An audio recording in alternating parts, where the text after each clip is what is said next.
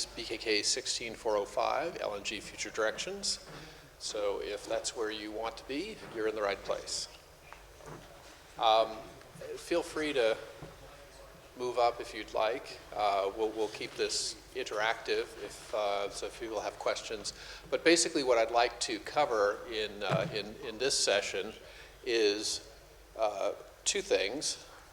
One is to recap the various deep dive discussions that we held in the first 3 days of Connect here.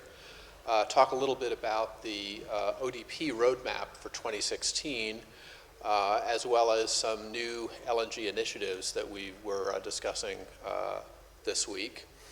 And really would very much like your feedback and keep this sort of interactive.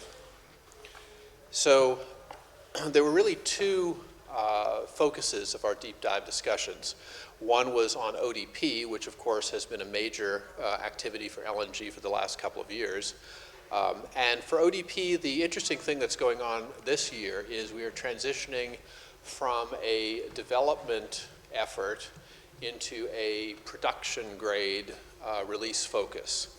And with that, we're introducing a series of long-term stable or LTS releases of ODP, which have a couple of code names. We're using a butterflies or moths and butterflies as sort of the series theme for ODP. And the first LTS release of ODP is called Monarch, and the second one, which we hope to have out later this year, is called Tiger Moth.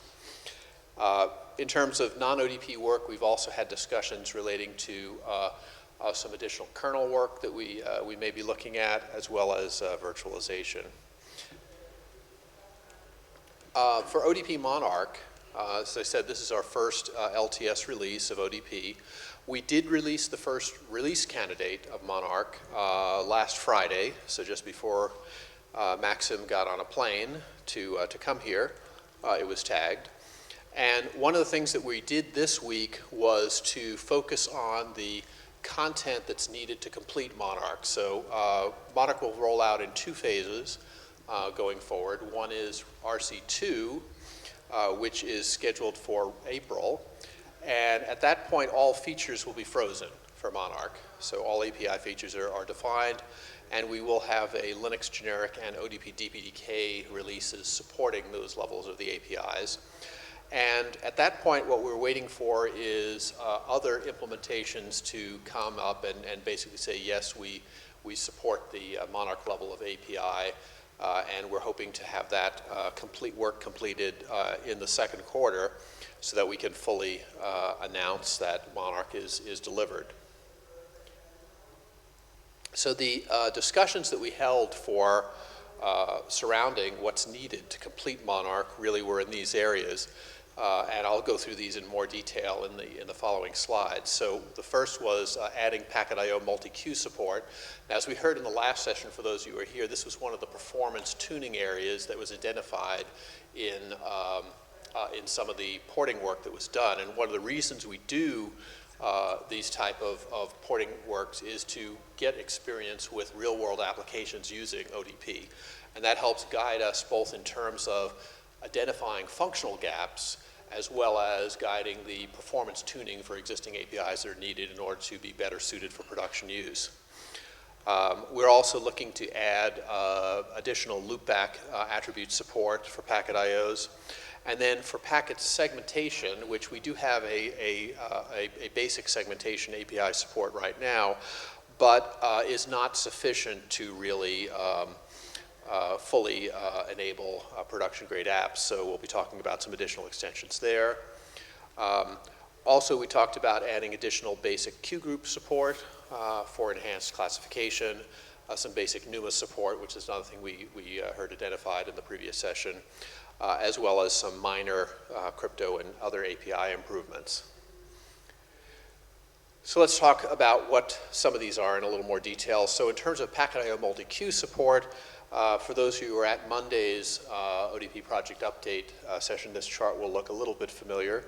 So as you know, one of the things that Monarch has introduced is ODP has the notion of both poll mode and scheduled mode I/O. actually scheduled mode for all event processing. The poll mode support that we have, we originally viewed that as a legacy support option with the idea that most applications would want to move to an event model quicker. However, it turns out that that's not the case, and indeed for certain classes of applications, they're more comfortable using a poll mode style of I/O. Well, what we've done in Monarch is enhance the packet I/O poll mode support to be fully compatible and fully featured so that applications that prefer a poll mode style of interaction can run without any performance degradation. And this is sort of the last missing pieces that were added to that puzzle. So if I open a packet I/O object in direct mode, what I wind up with is I can take data that's coming in on that interface, run it through a simple hash, which again runs on just IPv4, v6 fields and TCP UDP fields, to create a series of internal queues, which are called packet in queues, which can then be, the packets will then be distributed. The hashing function just distributes them to queues, and then the discipline is that each thread that's running presumably on its own core can do individual packet in receives on its own dedicated queue. And so I get very good locality of referencing. I don't have to have locking between the queues, that sort of thing. So what the multi-queue support adds is the notion that not just being able to receive from one queue, I can receive from multiple queues with a timeout option. And where this becomes interesting is these queues, I mean, to simplify for this diagram, these are showing as all these queues belong to the same packet I/O, but in fact there's no such restriction. So what you can do with multi-queue receives is receive across a range of different queues that are associated with different interfaces. And this is essentially giving a more of an ePoll style operation for receiving events that spread across multiple interfaces. And that should provide a further acceleration in performance. In terms of the loopback enhancements that we're looking at, as you know, we have a dedicated or reserved name for an interface called loop, which is used to define a loopback interface, and we guarantee that all ODP implementations support at least one. However, many implementations can support multiple such device interfaces, and so what we want to do is just simply add another attribute to the packet IOs, which will enable them to be queried as to whether they are in loopback mode or to put them into loopback mode, similar to the way you would enable promiscuous mode. So that's a fairly straightforward enhancement. The other thing that we're looking to do in the area of packet segmentation is right now, if you look at this diagram, this sort of defines what ODP currently supports in the way of packet structure. So when I create a packet, either by allocating it directly or having it received off of an interface, it comes with an implied headroom, which is a series of reserved bytes ahead of the packet, which can be used to expand into it, as well as some tail room at the end, which can be used to add additional data to the packet. And the typical processing for a packet when it's received is the application will do a series of pull heads as it's basically consuming header information off of a packet, and then it will push the head as it's recreating additional headers that it wants to put on there. However, currently, the initial headroom, which is essentially an offset on the receive buffer, typically for an RX interface, is fixed. Okay, and I cannot say, if this is, say, 64 bytes or 128 bytes, I'm limited. I can't push any more than that initial number of bytes. Well, the first thing we're looking to do is remove that restriction so that push-pull operations on head and tail can now create empty segments or add new segments as needed. So the idea here is that if I'm consuming a large amount of headers, possibly for a tunneled packet, or that's 2 or 3 levels of tunnel deep, and it has all sorts of other things, that header information may actually span more than one physical segment. And so if I continue to pull the head as I'm consuming headers, I may actually completely empty the first physical segment of that packet. And right now that's not permitted in ODP, but we're relaxing that restriction so that it is possible, in which case you would have an empty segment, which would be pure headroom at that point. Similarly, if I push a header and I fill up the headroom that is available by default, then we will now just simply create additional segments as needed to add that. So effectively, packets become logically infinite, subject to the amount of memory that's actually available, of course. But I can push and pull as need be to provide full header and trailer manipulation. The other thing that we're looking to do is provide packet segmentation support. Again, we heard about this in the last session. What we're looking at for ODP Monarch is basic split join support for packets. But the precise semantics and limits on this are still being worked out, so we've got some fine detail work to do over the next couple of weeks. But the basic use case is you want to have 2 packets which share a payload but have different headers associated with them. And this is done either for multicasting or for just supporting templatized headers for common payload, common packet manipulation. So that's what that will be coming, both in Monarch as well as in its fuller form in TigerMoth. We're also been looking at queue groups. So if you look at this, this represents the way that classification works today, where packets come in on a series of interfaces. They go through the classifier. These are packet I/O objects which are opened in packet I/O mode sched. So they're scheduled packet I/O interfaces. They go through the classifier, which looks at a number of pattern matching rules, excuse me. And based on that, packets are sorted into a defined set of classes of service. And a class of service consists of a packet storage pool for that packet, as well as a queue that the packet should be enqueued on.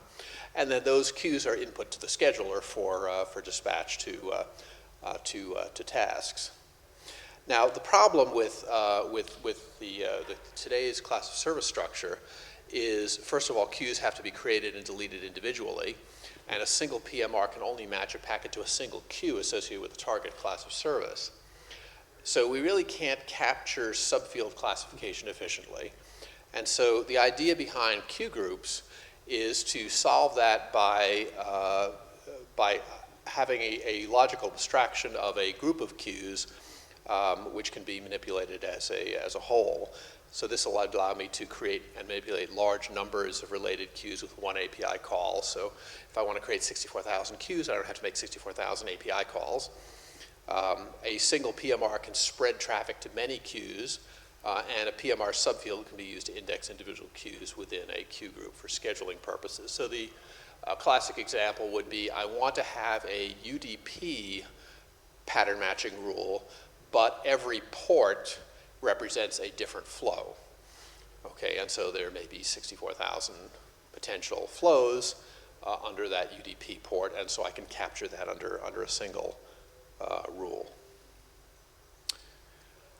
And then also we're looking at adding basic Numa support, and for that is, if you look at the way many systems are organized into multiple sockets, I have this notion that within an S&P system, you have each part of the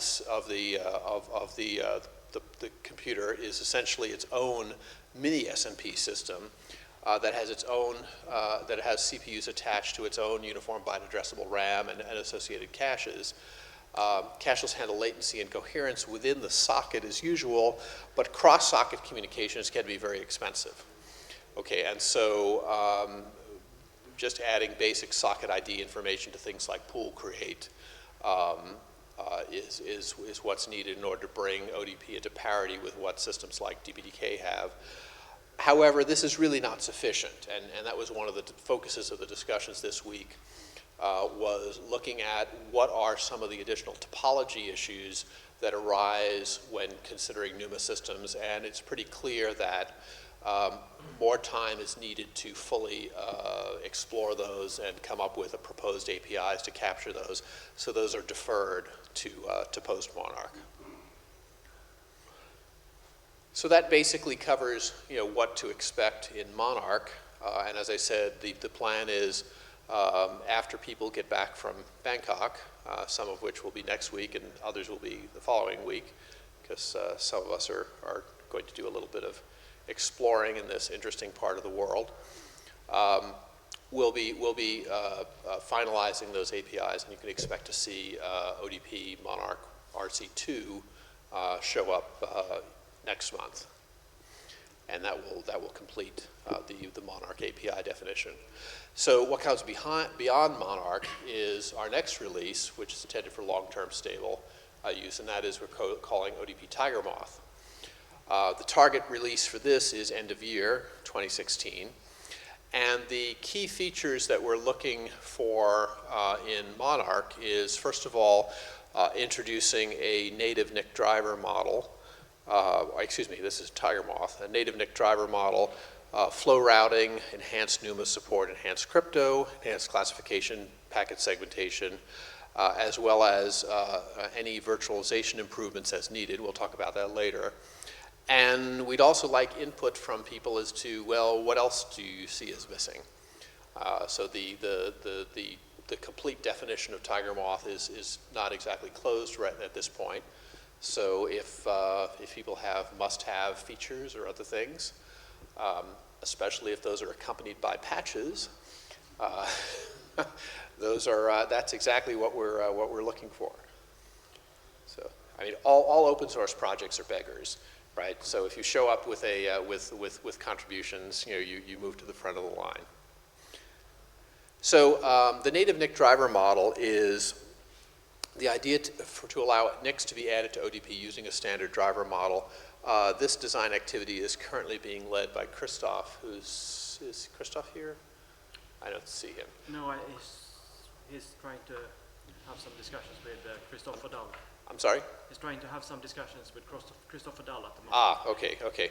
So I understand that, we had the LNG-SC meetings yesterday afternoon, but Christopher was hosting discussions, which I understand were quite animated.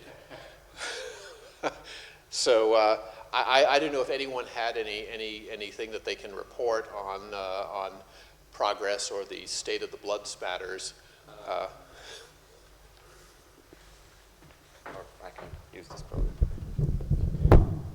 So one key thing I remember discussing with Christoph after this discussion is one key problem is that currently his work were focused to use VFIO to access or to set up your hardware to work in user space. And it turned out, at least I think someone from KVM mentioned that VFIO is not working very well in guests. I don't think it was you. I'm just not gonna go that far.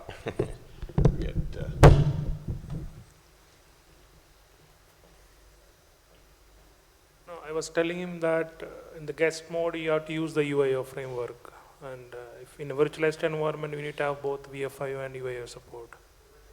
Is that ARM specific? To get stuffs running in virtualized environment. Yeah, is that an ARM specific problem, a V8 specific problem? I'm not sure the scope of. Yeah, so typically, I think SMMU specification, I think this running guest inside guest is an optional feature. Some of them are not implemented, so you need to check that. So it's a hardware thing when the SOC is made. That, Yeah. okay. So typically what we do is like, the host side, you will have a IOMMU protection, SMMMU protection, and give to guest, right? And guest will be using that. But so the VFIO gives the IOMMU protection on the host, right? But when it comes to guest, there is no VFIO, right? Because it's a end to the downstream thing, right? There is nothing further from there, right? So that we need to use UIO framework. Okay. Thanks. And Christoph's concern was basically that UIO, to make UIO work with his current patches, needs a lot of legwork. Okay. Well, at least obviously, it seems at the moment. this is a focus of active discussion, so we can expect more. DPDK has both VFIO and UIO support. So DVDK has which? Both of them. Okay. But does that work in guest as well? Yeah. So I thought it was you said it was specific to the SOC, but it sounds, from what your comment you just made, it sounds like if on the same hardware, does it work for DPDK? No. So DPDK also follow the same model where on the host we'll use VFIO, on the guest we'll use UIO. Oh, okay, great, thanks. So this is an example of where an ODP implementation would need to be aware of, am I running in a guest, and in which case I would do something different. No, that No? can be abstracted to different things. Like from an application perspective, you don't need to do that. Like I'm not saying the application, I'm saying the implementation of ODP. yeah, so that even abstracted. So yeah, the very low level implementation has to Right. be done that. So typically, we'll have a driver interface, and so with VFIO, we'll have a certain FOPS structure will be implementing, and with UIO, we'll have a certain structures will be implementing, and the level at the implementation level, we'll be just using that API, say driver open. So either one of them will be. So I mean, one of the things we're looking at in having a NIC driver interface is right now you can think of ODP as providing a set of northbound APIs for applications. And we're then also talking about developing a set of southbound APIs that could be used for drivers which are portable between ODP implementations. So the question then becomes is the driver itself need to be virtual aware, or can that be hidden behind the southbound API such that the ODP implementation behind it is taking care of I'm running virtual versus I'm running real if it needs to make such distinctions. Yeah, so the NIC specific driver where we talk to the registers of the NIC, right? So that is does not need to aware of virtualization or host. The only point is like somebody has to give the NIC cards will have a base address of the register address space, right? So that you need to get a virtual address. It doesn't matter if it's running on the host or virtualized environment. From there, the NIC driver will be only dealing with the NIC registers, right? So there should be an underlying platform that based on the guest or host, you need to get the virtual address so that you can play around with that. Okay. Good. So this is rather not related to the actual running of the driver, but it's related to setting it up and exposing it to the user space. Either that user space is in the in the host or in the guest, and it seems like we will have a problem on ARM on the guest. Okay. Well, I mean, again, these are the sort of, I mean, that's what we're paid to. There are variants of SOCs that does not have IOMMU. So the low end ARM v7 or some ARM platforms may not have EMMU support at all. So Right.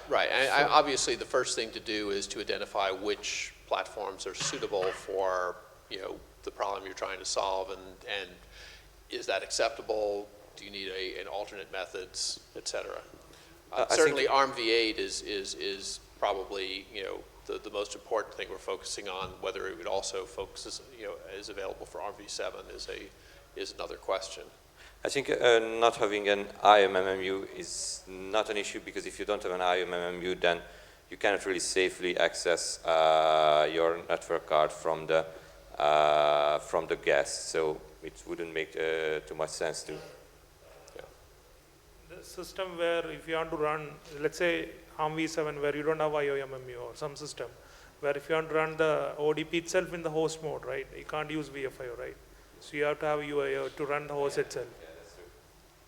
Okay. But I think nowadays, I guess the future SoCs will have IOMMU or SMMU in ARM. Yeah, that's great. Yeah.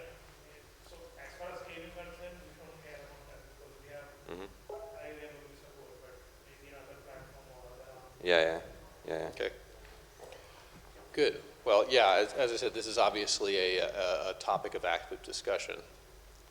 So the other thing that we're looking at from for Tiger Moth is the start of something that we've really wanted to do from the beginning in ODP, but really haven't had the vocabulary, if you will, to properly express that. And after doing ODP development now for the past couple of years and coming up to Monarch, I think at this point we finally are at the position where we can now adequately have the structures in order to tackle this.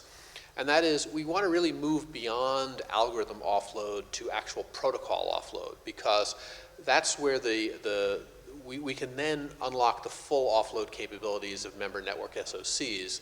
If you look at what SoCs actually can do versus what ODP APIs currently allow applications to express, there is a significant gap there. And we want to close that gap because that's really necessary for scaling to 100G and gigabits and beyond. So if you look at flow routing today, and again, this is our familiar diagram of how we are classifying into packets, using pattern matching rules into classes of service for input to the scheduler. What we can see is that if we just take this classification structure right now, we have a series of queues which feed directly into the scheduler and are then accessed via threads calling ODP schedule. But what we can imagine is a future which is really a small step from where we are today, in which queues could feed directly into, say, the traffic manager, okay, and be output to packet I/O interfaces without any software intervention on the part of applications.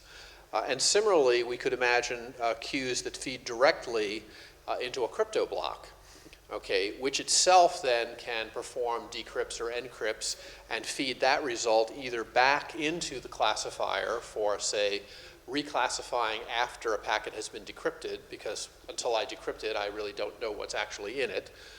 So you really have to do a second pass to say, okay, I recognize it's IPsec traffic, go decrypt it, and now I can recognize, oh, it's really UDP traffic that belongs over here. Or similarly, I want to transmit a packet, but I want to send it through a secured connection, so I send it to the crypto block to do IPsec encoding, which can then send it directly to the traffic manager for egress. And so you can now imagine systems being set up where packets can come in, be decrypted automatically, maybe some other processing stages are done, maybe they have to talk to software applications, or maybe not, and then can be re-encrypted and sent out without, with very limited involvement on the part of the software. So effectively, what is today the focus of application structure, which is, I've got a bunch of threads which are calling the scheduler and doing all the work, to a situation where this really becomes more of an exception path processing. And that what I really want to have is configure and set up the system so that most of the traffic is sort of handled according to predefined rules as configured by the application, with exceptions being kicked up to software to say, hey, something's not quite normal, you take a look at this and tell me what to do. And that's really the key to scaling to much higher processing speeds and network speeds. So the other thing that we're looking at is enhanced Numa support. As we said, the focus on Monarch is simple DPDK parity, but we know that there are additional capabilities needed to deal with things like cache hierarchies, I/O topology, as well as accelerator affinity and partitioning. Particularly in the case of SoCs, where I may have a crypto unit which has, I may have multiple crypto units, one assigned to each socket, or I may have multiple channels that are exposed which need to be virtualized. So there's a whole bunch of areas where Numa comes into this and actually crosses over into virtualization considerations as well. But we know that there's additional work to be done in this area, and those will be things that we'll be looking at for Tiger Moth. Is this the appropriate forum to comment on that? Or? It's always appropriate to comment.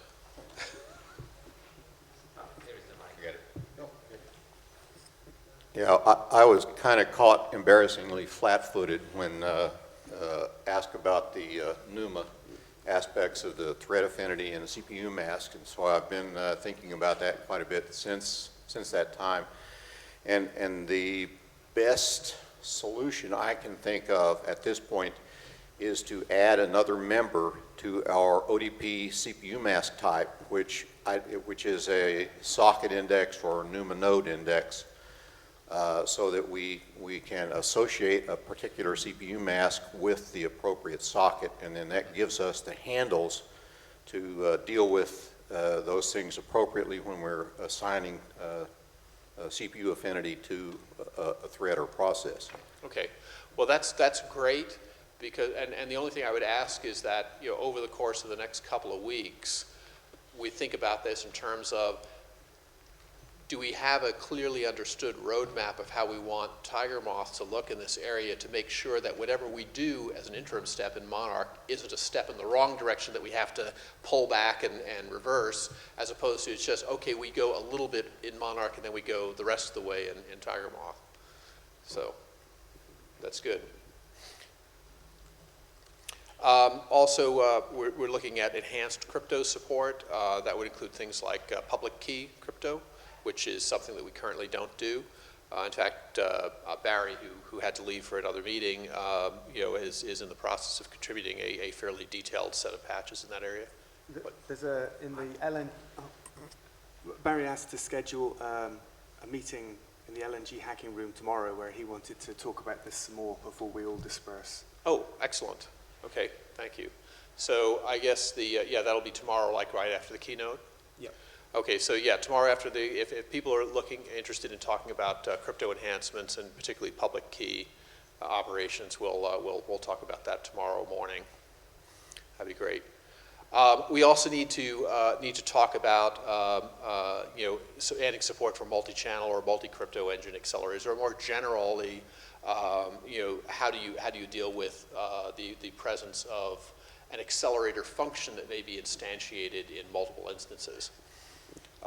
Additional algorithms and protocols and modes, I mean, all these things are open.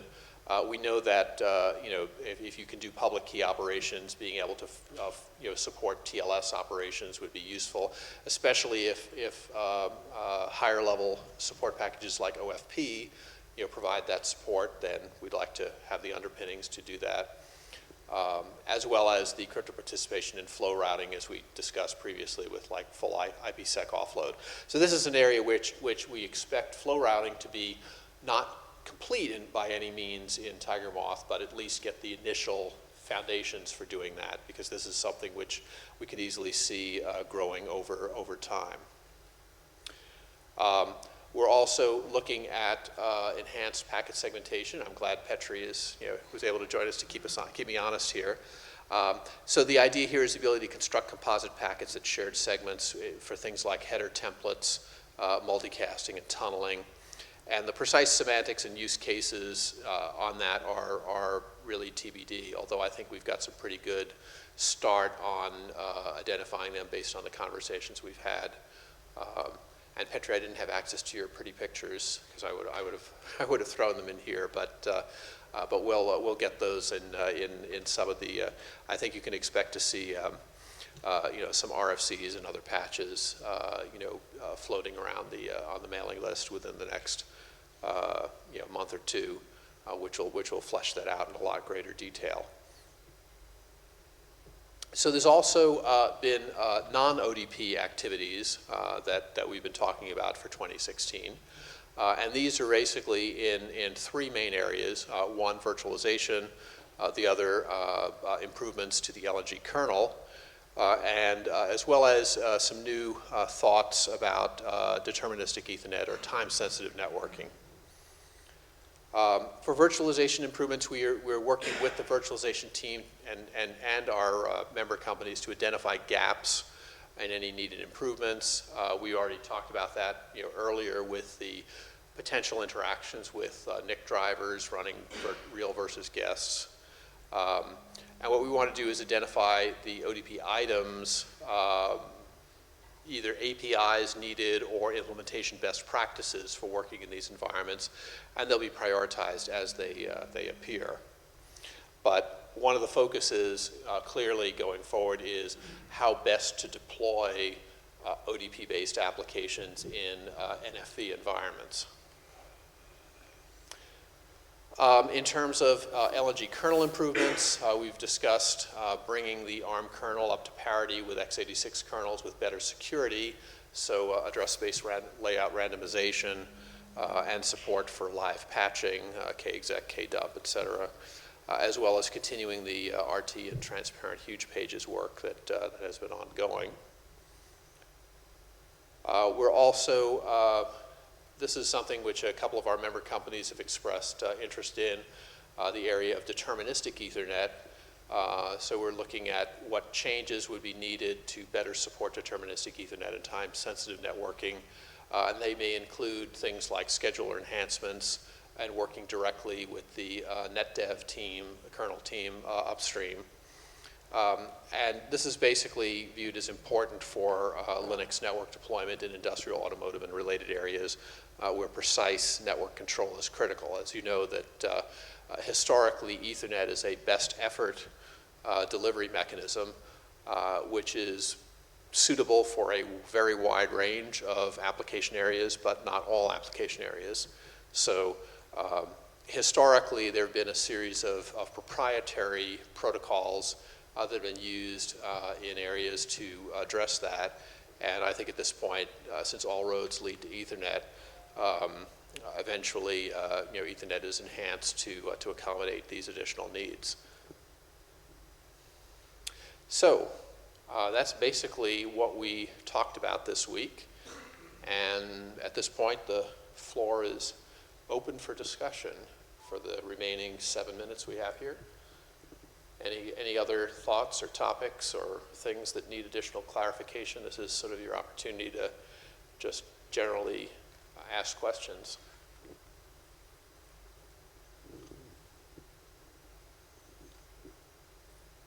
Everyone is perfectly happy. or just fried because it's Thursday. Bill, Yeah. you talked a lot about new features here. What about implementations? For instance, performance optimizations of the existing implementations of ODP? Well, I mean, yeah, that's a good question. The assumption is that each ODP implementation obviously wants to perform as well as possible, and because of the nature of the separation of the API from the implementations, the two can evolve independently. So for instance, even after we freeze Monarch, that simply means that the API definition is frozen. However, if Cavium or NXP or someone else has an initial release of Monarch, that does not preclude them from then, a few months later, having an improved version of that which performs better or has some more robust features or other things. So the whole idea behind this separation is to allow each implementation to support an independent service stream, which to accommodate things like performance enhancements, bug fixes, whatever. What about the implementations that Linaro LNGs are So responsible for? in terms of performance there, the only performance target we've really been looking at right now is ODP DPDK, which is certainly will continue to track. Right now it's using DPDK 2.2. As DPDK continues to roll forward, that we'd expect that to up level. And beyond that, there has been talking of trying to do a performance version of, a pure software performance. So I think Petri's called it ODP Linux rather than ODP Linux generic, which would roll in, best practices for software-based implementations. So I don't think we have anything definitely scheduled for that, but Mike, you have some comments? With the demo being such an important focus, that actually helps because that gives us currently Nginx, which is a pretty real application, and implementing that for the best performance using OFP. Of course, OFP uses ODP, and that chain has already found quite a few things and fixed various pieces. So driving the performance of Nginx using a standard like HTTP perf is currently the focus of better performance in Linux generic and ODP. Right, and you make a very good point, which is the best way to tune something like ODP is for real world applications to use it and identify where gaps are, and then either treat them as bug reports, okay, in which case they're handled as such, or if we identify, functional gaps, then those become candidates for new APIs or API enhancements. Okay. Implementer perspective, the main problem what we have right now is as an implementer perspective, the main problem we have is that we don't have any reference platform where we can at least see how optimized stuff we can write it, right? Because at least if DPDK ODP port would have been there with a good performance candidate, right, then we would have reused a lot of code from there. But KVM perspective or any vendor implementation specific, right, we need to write everything from scratch because Linux generic stuff, we can't reuse it at all for a performance improvement, right? So, so if we get some reference code, at least if Linaro works on that, right, it's really helpful for the implementers. Otherwise, everything we need to write from scratch, absolutely. Well, yeah, I mean, this is the main problem what we have, right? Because API definition and writing a Linux generic implementation is a very easy thing, right? But when it comes to the performance, that's where we are lacking right now, right? So. Right, I think we're addressing that on a two-pronged basis. One is having the real applications to use. So I mean, it's very difficult to say, here's Linux generic, and it runs great. Well, it doesn't run at all until an application is actually driving it. And so having applications like T-Rex, applications like Nginx that are using that. We don't need to go that far. Like ASIC-L2 forward, you can profile it, right, and see how much per core performance you are able to get with. Yeah, I mean, I think things like L2 Forward. I mean, Nokia has done quite a bit of work in tuning that, and I think most of the packet I/O enhancements were put in specifically to address limitations there. So those APIs are good for general things. Obviously, the platform-specific optimizations are going to be unique to your platform, and you're the domain expert there. No, it's not true because some of the components can be really reused. It like if you take, say, ARM-V8 server platforms like ThunderX or any platform, right? Typically will have a NIC kind of interface, right? It's not going to have a lot of hardware accelerated interface, right? So there is a lot of scope of reusing the components into the equation, right? So that is where. Seeing as you're facing the problem, I mean, do you have some example performance? Because we have a directory, right, test performance, where we can accept any piece of code you want to submit that highlights the problem you're seeing, and then of course it'll become a focus for many people to look at. Because as you say, it's a shared piece, so it will matter to you and others. I mean, I'm imagining things from the DPDK folder like L3 forwarding. Yeah, but it's kind of L2 forwarding. It's basically for optimization. That's kind of perfect because it's first of all we have to optimize the packet rate, kind of the route, how packet gets into the system, how it gets to queues, and how it gets out from the queues to the application and directly back. And then also L2 forwarding supports also the scheduling in all the modes. So with that we have we can run it in different combinations, because this kind of it's a toy application, but because it's just a while loop. The application is just a loop.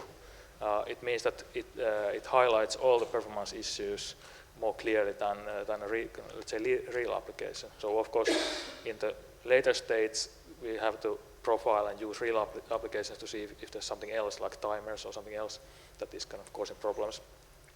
But basically, packet I/O, it's just the L2 forwarding is okay. But to your point, that I think like driver interface specification might be important for this kind of generic software optimized implementation to happen, because then kind of we have to have kind of first of all select one software implementation and then see inside the implementation where are the interfaces. Packet I/O interface is probably the main one, and maybe some, I don't know, crypto or some other internal interface could be also I agree. defined. So if we take scheduler as an example, right? So that is something where people can optimize it, right? There's not have any dependency on any of the thing, right? So as a implementer, if we can get a ready-made stuff that is optimized for ARM v8, right? So we can just reuse that, right? But now we are internally taking a lot of efforts to do that, right? But that is interest for concepts. I have a question right off there then is, you know, Cavium is a very important part of of LNG and ODP. If you're doing that internally, are you not able to push up what you've learned about the scheduler so that we're doing it collaboratively? That's why we're all sat here today. Because the topic you bring up for the scheduler, certainly, I've heard that from just about every member, but no member has come forward with some concrete patch or changes or suggestions.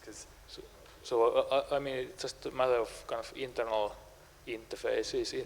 First, select an software implementation, ODP Linux or whatever we name it. We have to have one software implementation so that we can, inside the implementation, draw the lines where the kind of hardware-specific stuff goes, is hidden.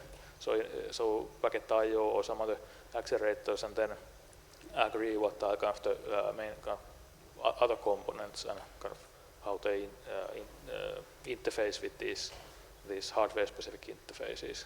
But it's anyway, I think scheduler is hard to write or make a plugin feature without defining what is queues and kind of the implementation of queues and pools and things like that. So yeah, that's a hard problem we need to solve. Yeah. But yeah, but anyway, packet I/O driver interface might be the first step, because it's kind of obvious. Every NIC even kind of everybody provides packet I/O, and it's potentially different. So yeah.